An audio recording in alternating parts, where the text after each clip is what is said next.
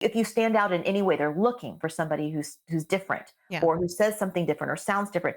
And then they start using words. And as soon as they use a word, it sticks to a child. Let's talk about how our words affect our kids negatively. Death and life are in the power of the tongue. That's so the death part. That's what we're talking about here. And we know this. We can get frustrated. And again, we've talked a little bit about this. Let's say you're working with the child on the same lesson 5 days in a row, and they're just not getting it.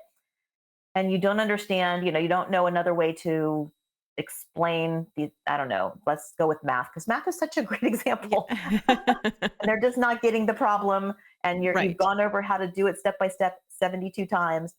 The frustration is there, and we can just out of that frustration say things like, well, your younger sister knows how to do this, Oh, right? I mean, ouch. why can't you get this? How else can I mean, that's like in our gut, how come this one knows it and you don't? And it's kind of like saying duh to your kid. I mean, it's like in public because the other kids are hearing it.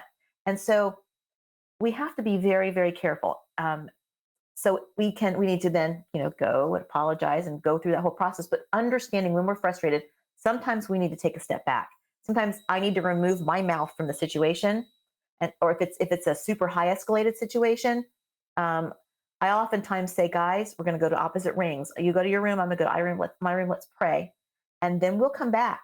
And with our heads in the proper order, we can then approach this. And so we can be more careful and our Mhm. emotions aren't going cuckoo or theirs aren't either. Yeah. So sometimes we have to pull ourselves out. But let me tell you something. I think, homeschooling our children is one of the coolest things that we can do to protect them from deathly words. Yeah. Because when you're putting them in an environment where they're with lots of other kids the same age, um, who compare with each other and do things where they're just, if you stand out in any way, they're looking for somebody who's different Yeah. or who says something different or sounds different. And then they start using words. And as soon as they use a word, it sticks to a child. By keeping them from the foolishness, unsupervised foolishness Hmm. of that environment, we are protecting our children from lots of words that can bring them down. Yeah. They don't have to feel like they're not smart. They don't have to feel like they're not whatever. Yeah. We have the opportunity to build them up, and so there's a protection there that we can encourage our children with, and by having them home, it's just such a blessing to protect them from that. And then we have to be careful about the non-word messages. You alluded to that earlier. Yeah. The way we talk to our kids, particularly our teens. Our teens pick up on this. They understand sarcasm. Sarcasm is, unless your family is like it, that's your culture, and everybody knows it's in jest. Sarcasm can be received poorly, and so we have to be very careful. Our littles don't understand it, and if we're speaking in sarcasm, like, well, that's the 15th time you've done that. That's heard differently. There's more words that are being said or received by them than the words that came out of your mouth. Yeah. So we have to be careful. The eye rolling, moms can roll eyes too. Yeah. And we have to be careful not to do that because it's telling them something. So we have to practice listening.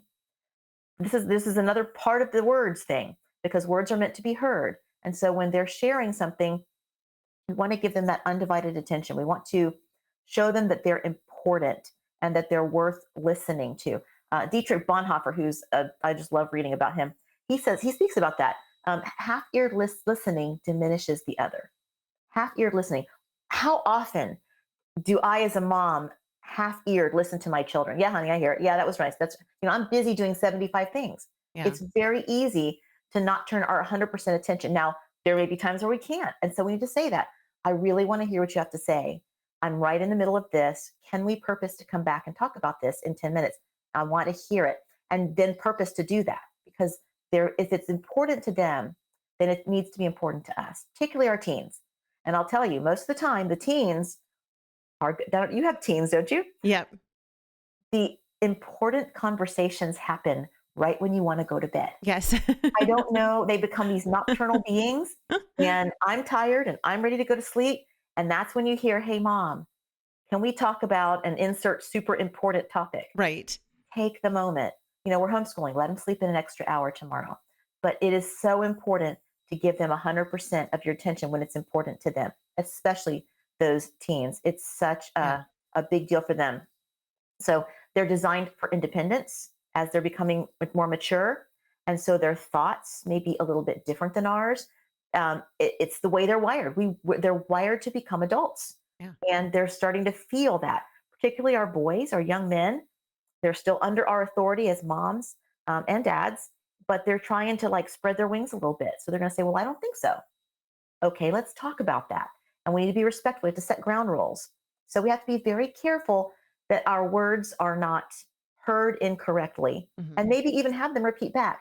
Do you understand what I'm saying here? I really want to make sure that you understand, and so that the communication is being like not just in their ears but into their brain, Right. because sometimes it doesn't make it all the way. Right. And so we have to make sure that and we are understanding too. So let me understand let me just say, so I heard you say this. Are you telling me that this is how you feel and this is why? Then they know you've listened and you're concerned to understand.